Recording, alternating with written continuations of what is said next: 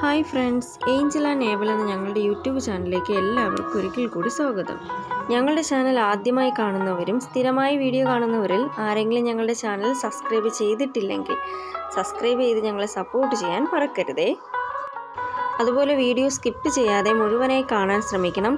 ഇഷ്ടമായ ലൈക്ക് ചെയ്യാനും നിങ്ങളുടെ അഭിപ്രായങ്ങൾ കമൻറ്റായി അറിയിക്കാനും മറക്കരുത്.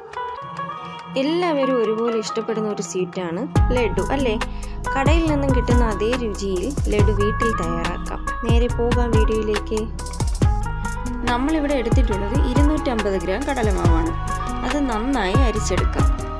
അതിലേക്ക് ലേശം യെല്ലോ ഫുഡ് കളറോ മഞ്ഞൾപ്പൊടിയോ ചേർക്കാം. അതിനോടൊപ്പം ഒരു നുള്ളു ഉപ്പും കൂടി ചേർത്ത് നന്നായിട്ട് മിക്സ് ചെയ്യുക.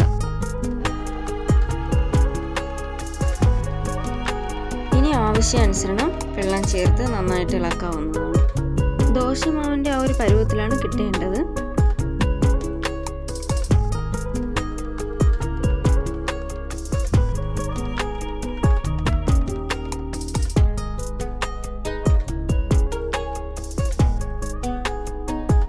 ആ ഒരു പരുവായി കഴിയുമ്പോൾ ഒരു പാത്രം എടുത്ത് അടുപ്പിലേക്ക് വയ്ക്കുക. അതിലേക്ക് വെളിച്ചെണ്ണയോ സൺഫ്ലവറോ ഒഴിക്കാം. ഞങ്ങളിവിടെ എടുത്തിട്ടുള്ളത് സൺഫ്ലവർ ആണ്.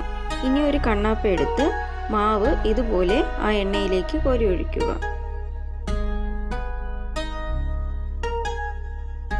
അപ്പോൾ ഇങ്ങനെ കുഞ്ഞു കുഞ്ഞു ബോൾസ് ആയിട്ട് കിട്ടും. അത് ഏകദേശം ഒരു 1/4 പരുവം വരെ വേവിച്ചെടുക്കാവുന്നതാണ്.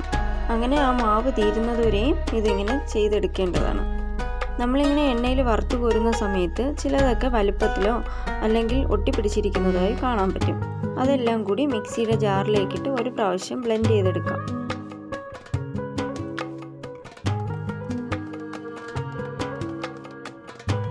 അതത്രയായി കഴിഞ്ഞാൽ വീണ്ടും ഒരു പാത്രം അടുപ്പിൽ വെച്ച് 200 ഗ്രാം പഞ്ചസാര കുറച്ച് വെള്ളം ഒഴിച്ച് നന്നായി കുറുകി വരുന്നതുവരെ ഇളക്കി കൊടുക്കണം. ലോ ഫ്ലെയിമിലാണ് കേട്ടോ ഇത് ചെയ്തെടുക്കേണ്ടത്. പഞ്ചസാര ലായനി ഒരു നൂൽപ്പരുവം ആകുന്നതുവരെ ഇളക്കി കൊടുത്തുകൊണ്ടേ ഇരിക്കുക. ഈ പഞ്ചസാര ലായനിയിലേക്ക് നമ്മൾ നേരത്തെ തയ്യാറാക്കി വെച്ചിരുന്ന കടലമാവ് കൊണ്ടുള്ള കുഞ്ഞു ബോൾസ് ഇതിലേക്ക് ഇടാവുന്നതാണ്. അതിട്ട് കഴിഞ്ഞാൽ അതിലേക്ക് കുറച്ച് ഏലക്കായും കുറച്ച് പഞ്ചസാരയും കൂടി നന്നായിട്ട് പൊടിച്ച് ചേർക്കാവുന്നതാണ്. ഇതിൻ്റെ മിക്സിംഗ് എല്ലാം കഴിഞ്ഞു കഴിഞ്ഞാൽ കുറച്ച് സമയം തണുക്കാൻ വെച്ചതിന് ശേഷം ഉണക്കമുന്തിരിയും നെയ്യും കൂടി ചേർത്ത് വീണ്ടും നന്നായിട്ട് മിക്സ് ചെയ്യണം.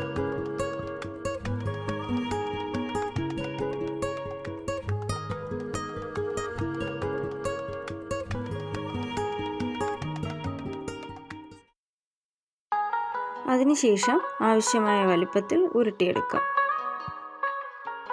അങ്ങനെ ഇത്രയായപ്പോൾ സ്വാദിഷ്ടമായ ലഡു തയ്യാറായിട്ടുണ്ട്. അപ്പോൾ ഈ ഒരു റെസിപ്പി നിങ്ങളും തീർച്ചയായിട്ടും ട്രൈ ചെയ്ത് നോക്കണം. എന്നിട്ട് നിങ്ങളുടെ അഭിപ്രായങ്ങൾ കമൻറ്റ് ബോക്സിൽ അറിയിക്കാൻ മറക്കരുത്. അങ്ങനെ 250 ഗ്രാം കടലമാവിൽ നിന്നും ഏകദേശം 30 ലഡുകളും ഞങ്ങൾക്ക് കിട്ടിയിട്ടുണ്ട്. അപ്പോൾ നിങ്ങൾക്ക് ഈ വീഡിയോ ഇഷ്ടമായാൽ ലൈക്ക് ചെയ്യാനും ഷെയർ ചെയ്യാനും സബ്സ്ക്രൈബ് ചെയ്യാനും കമൻറ്റ് ചെയ്യാനും മറക്കരുത്. മറ്റൊരു വീഡിയോയുമായി പിന്നീട് കാണാം.